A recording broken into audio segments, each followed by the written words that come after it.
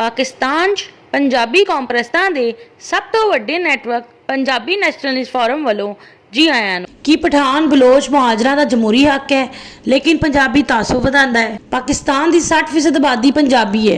कश्मीरी हिंदू डेरावाली का शुमार पंजाबी कौम च हुंदा है, जबकि 40% आबादी स्मार्ट, ब्रावी, गिलगिती बल्तिस्तानी, कोहिस्तानी, चित्राली, सवाती, गुजराती, राजस्थानी, पठान, बलोच, हिंदुस्तानी मुहाजरा दी है।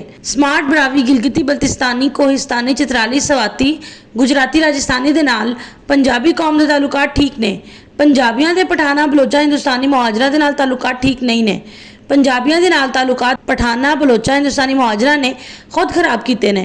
पठान, बलोच, हिंदुस्तानी मुहाजर जद पठाना नूं, बलोचा नूं, हिंदुस्तानी मुहाजरा नूं लुट्टण, हकूक गज़ब करन, जुलम करन दे इल्ज़ामात ला के पंजाबियों नूं गालां कढदे ते तज़लील तौहीन करदे ने। ਇਹ पठाना, बलोचा, हिंदुस्तानी मुहाजरा का सियासी हक हुंदा है या पठाना, बलोचा, हिंदुस्तानी मुहाजरा का जमहूरी हक हुंदा है?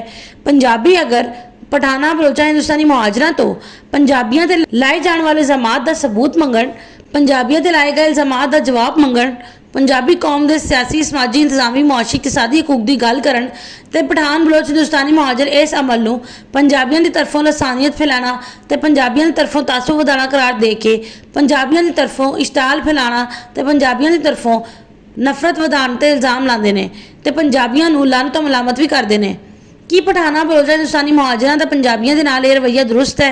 कि पठाना, बलोचा, हिंदुस्तानी मुहाजरा का रवैया गैर जमहूरी नहीं है? कि पठाना, बलोचा, हिंदुस्तानी मुहाजरा का पंजाबियों के नाल रवैया शरपसंदी वाला नहीं है?